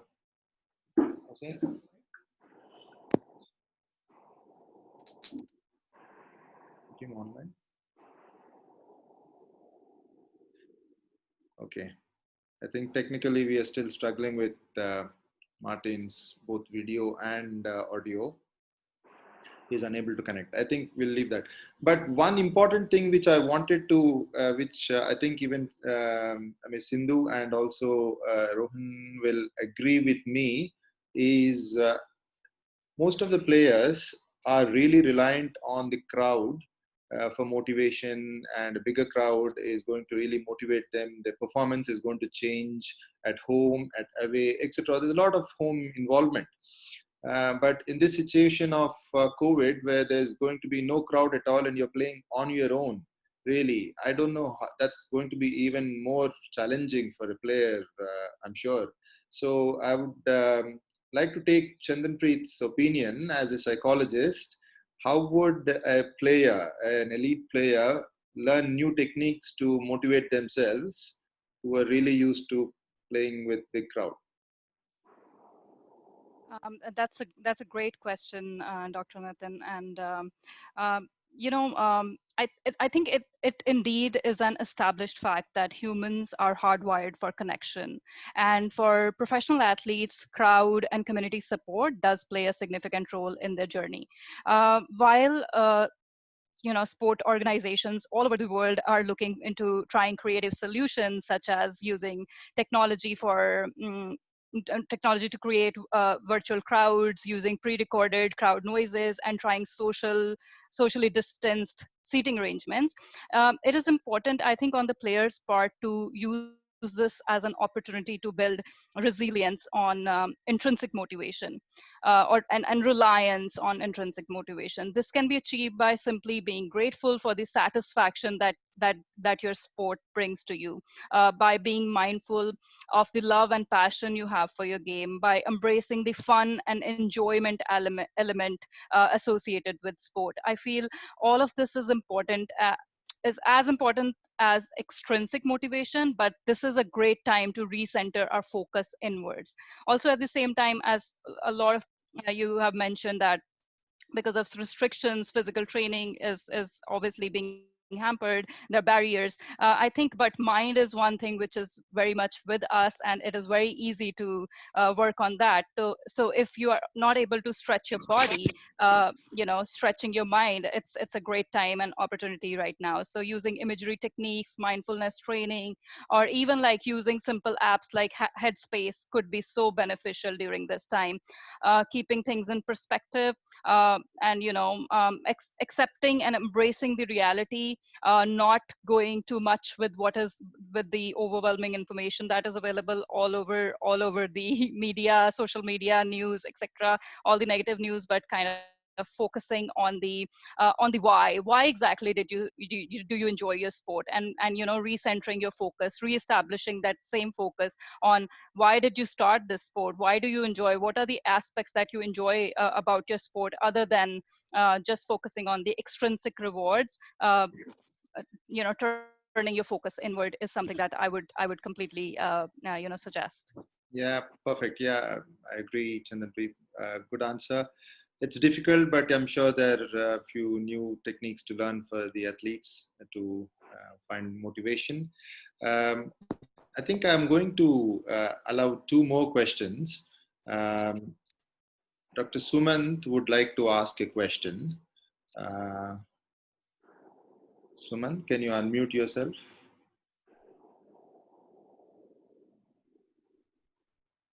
Unfortunately, because of lack of time, we are unable to take all the questions. But if you have anything specific, please message me. I can get them across to the faculty and they can answer your questions.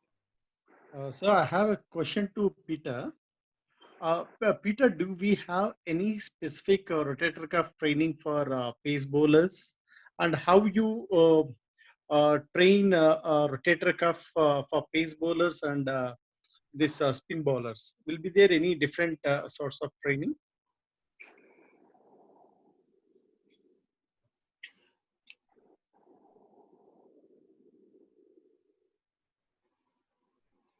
Here I am. Yeah. Hi, Sumath. Nice to see you again. Hi. I think it's good. It's probably a two-part question. Certainly, if we think obviously rotator cuff is important for bowlers, less so than you might think, perhaps for the pace bowlers, because most of the forces are going through their backs and their knees. But equally, it is important. I think a bit like Alexis said, we need to look at the whole picture. We certainly need.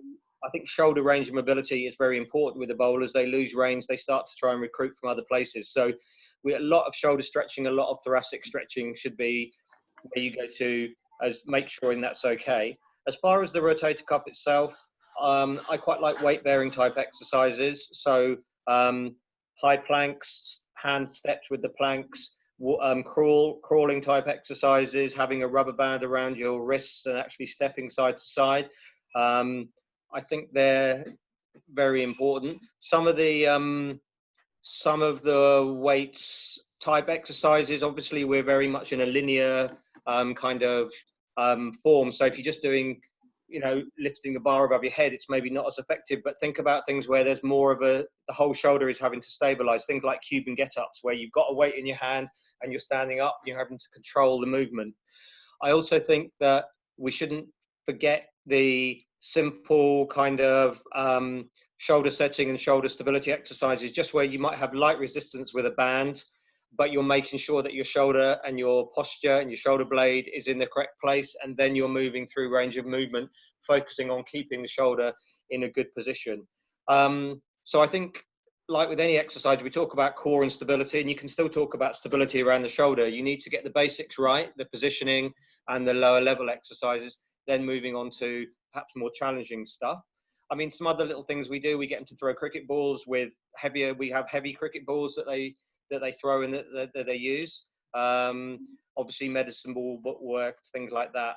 The other part of the question about, is there a difference, do we do anything different between the spin bowlers and the pace bowlers? You know what, we don't really actually. It's a good point. One thing I'll say is leg spin bowlers tend to have a lot more issues with their shoulders. There's a lot more shoulder stress and force going on with leg spin bowlers. So it's something we're quite aware of. We don't specifically train them differently around the shoulder. Maybe that's something we could look into. But I guess don't forget the basics, the underlying dysfunction such as range of movement. Get that base of lower level stability and awareness and biofeedback. Again, use mirrors, get people's hands on you so that you know your position, your shoulder and everything is moving correctly. And then go on to more challenging exercises, such as the weight bearing exercises, or as they're maybe using weights, but actually not just in a simple backwards and forwards kind of fashion, like in all the planes, as Alexis said. Yeah. If I can add to that as well, Sumant, the majority of I think the biggest mistake most of the fast bowlers or even sometimes tennis and badminton players do is concentrating a lot on shoulder strength itself, where most of the power actually comes from a strong core. So ignoring a strong core and trying to strengthen your shoulder a lot puts a lot of load on your shoulder, and that's prone to again a lot of overuse injury of the shoulder. So a strong core is very important to produce power, and that should not be ignored. Thank you, Peter. Yeah, I agree. That's completely right. Yeah, absolutely. And I think a lot of these movements shouldn't.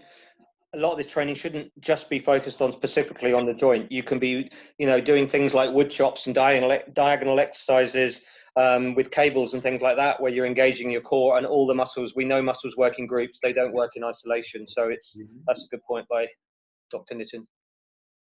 Yeah, thank you, sir. Thank you, Peter. Brilliant. I think it's 9 o'clock. 2 hours we've been online. I think we should call that a day. I'm sure there'll be lots of questions. There's a never-ending thing, but really we must thank our faculty who really joined us and taking their time out of their busy time to enlighten us. Thank you very much, the participants. There's been a slight technical glitch, two sides. One, Martin could not join us. And second, the same webinar, which should have been live on YouTube, will be actually telecast as a recorded one. As soon as we finish this webinar, it will be on YouTube as a recorded one. But we really enjoyed this conversation. It was a lovely interaction. Thank you very much, Sindhu. Thank you very much, Rohan, for joining, and all the faculty members. I really, really appreciate your time, and we'll be in touch. Thank you so much. I think we'll end the meeting over there. Any questions for any of the faculties? Anybody wants to, or should we stop it? We'll, I think all the faculty can unmute themselves and say whatever you want to say. Yeah, go ahead.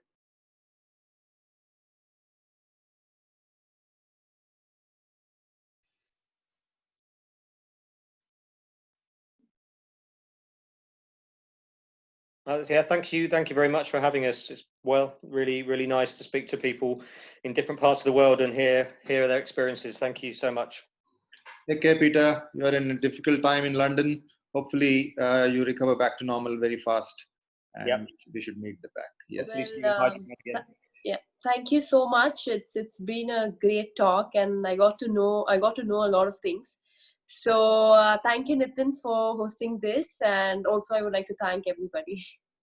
No, it's been a very motivating thing for a lot of people. Thank you for joining, Sindhu, and hopefully you'll continue with your fitness the way you are, much better, stronger, and Olympics is around the corner. Good luck with that. Yes. Thank you so much. Yes. Thank you, Nitin. Thanks for having me, and to everybody, to all the panelists, and to the audience for listening to me. I hope that even if you incorporate 10 to 20% of what I have discussed today, it's going to make a difference. You don't have to turn around everything. Even if you take small steps, it's going to make a lot of difference. And if you have indulged too much during the lockdown, it's okay. It's totally okay. It's time to recover now. Yes. So thank you. Thank you for joining. Yeah. Thank you, Chandan. Thank you so much for having me over, and I think this was a great opportunity, and I think these conversations are very crucial and important, and this should be happening more often in India, and I truly appreciate your efforts, Dr. Nitin. Thank you. Thanks a lot. Pleasure. Thank you so much for having me as well. It was a pleasure speaking with all the different panelists from all over the world. And yeah, I agree with exactly what she said, that these topics need to be talked about way more often. There's so much misinformation out there. So bringing people from all over the world together from different backgrounds and educating people is what is going to make the positive change in the health and wellness and sports medicine industry. So thank you again. Thank you, Alexis. Thank you for joining. It was very informative, your talk. Thank you very much. Yes, and I must apologize for the other participants who we could not give enough time to answer all the questions, but whatever was possible, we could. Thank you. Bye-bye. Bye. Take care during COVID times. You too. Yeah, bye-bye. Bye-bye.